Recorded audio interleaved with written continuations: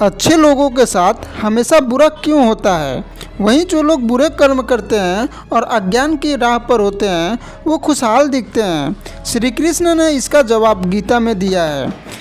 आपने महसूस किया होगा कि जो लोग अच्छे कर्म करते हैं वो परेशान रहते हैं, वहीं जो बुरे कर्म करते हैं वो खुशी से रह रहे होते हैं। अच्छे कर्म करने वाले लोग परेशान होते हैं कि आखिर उन्हें इतनी परीक्षा क्यों देनी पड़ रही है, जबकि जो अधर्म की राह पर है वो खुश है और ज़िंदगी की लुत्फ़ उठा रहा है। अगर आपके मन में भी ये सवाल है तो आज हम आपको इसका जवाब देंगे। ये जवाब वो है जो भगवत गीता में लिखा है और श्री कृष्ण ने अर्जुन को दिया है।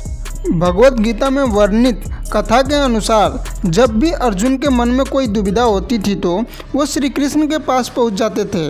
एक बार की बात है, अर्जुन भगवान श्री कृष्ण के समीप आकर कहा कि वो दुविधा में है और इसका जवाब वो श्री कृष्ण से चाहते हैं। श्री कृष्ण ने पूछा कि क्या सवाल है? अर्जुन ने कहा, मुझे ये जानना है कि अच्छे लोगों के साथ हमेशा बुरा ही क्यों होता है, वही बुरे लोग खुशहाल दिखते हैं। अर्जुन के मुँह से ऐसी बात सुनकर श्री कृष्ण मुस्कुराए और कहा, मनुष्य जैसा सोचता है और महसूस करता है वैसा कुछ नहीं होता, बल्कि अज्ञानता की वजह से वो सच्चाई समझ नहीं पाते हैं। अर्जुन उनकी ये बात समझ नहीं पाए। इसके बाद श्री कृष्ण ने क्या कहा वो जानते हैं। श्री कृष्ण ने अर्जुन से कहा, पार्थ, मैं तुम्हें एक कथा सुनाता हूँ, उसे सुनकर तुम समझ जाओगे कि हर प्राणी को उसके कर्मों के हिसाब से ही फल मिलता है। प्रकृति हर किसी को अपनी राह चुनने का मौका देती है। अब वो मनुष्य की इच्छा पर निर्भर करता है कि उसे धर्म की राह चुननी है या अधर्म की। कथा शुरू करते हुए श्री कृष्ण ने कहा है कि एक नगर में दो पुरुष रहा करते थे। एक पुरुष व्यापारी था जिसके जीवन में धर्म की बहुत महत्ता थी। वो पूजा पाठ में यकीन रखता था। वो हर रोज़ मंदिर जाता था और दान धर्म भी करता था और हर रोज़ भगवान की पूजा करता था। वहीं दूसरा पुरुष बिल्कुल विपरीत था। वो हर रोज़ मंदिर तो जाता था लेकिन पूजा करने नहीं, बल्कि मंदिर के बाहर से जूते चप्पल चुराने। उसे दान और धर्म से कोई लेना देना नहीं था। समय बीतता गया और एक दिन बहुत जोर की बारिश हो रही थी। इस वजह से मंदिर में पुजारी के अलावा कोई नहीं था। ये बात जब दूसरे पुरुष को पता चली तो उसने कहा कि ये सही मौका है मंदिर का धन चुराने का। पंडित से नज़र बचाकर उसने मंदिर का सारा धन चुरा लिया। उसी समय धर्म कर्म में विश्वास रखने वाला व्यक्ति भी मंदिर पहुंचा। दुर्भाग्य से मंदिर के पुजारी ने उसे ही चोर समझ लिया और चिल्लाने लगे। वहां लोग एकत्र हो गए और उसे बहुत मारा। किसी तरह वह बचते बचाते वहां से निकला तो दुर्भाग्य ने उसका साथ वहां भी छोड़ा। मंदिर के बाहर वो एक गाड़ी से टकरा गया और घायल हो गया। फिर वो व्यापारी लंगड़ाते हुए घर जाने लगा तो रास्ते में उसकी मुलाकात उस पुरुष से हुई जिसने मंदिर से धन चुराया था। उसने कहा, आज तो मेरी किस्मत चमक गई, एक साथ इतना सारा धन मिल गया।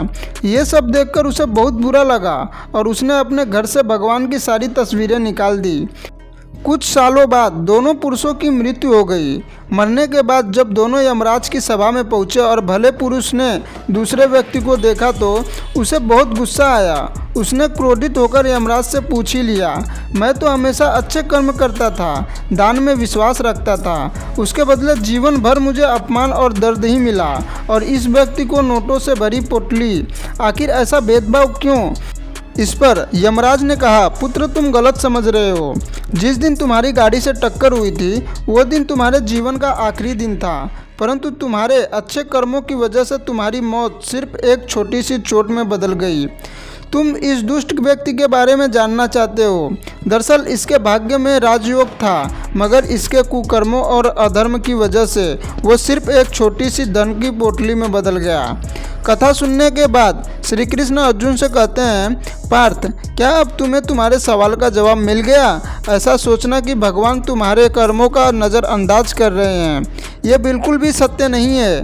भगवान हमें कब क्या किस रूप में दे रहा है मनुष्य को समझ में नहीं आता है, मगर आप अच्छे कर्म करते रहें तो भगवान की कृपा हमेशा बनी रहती है।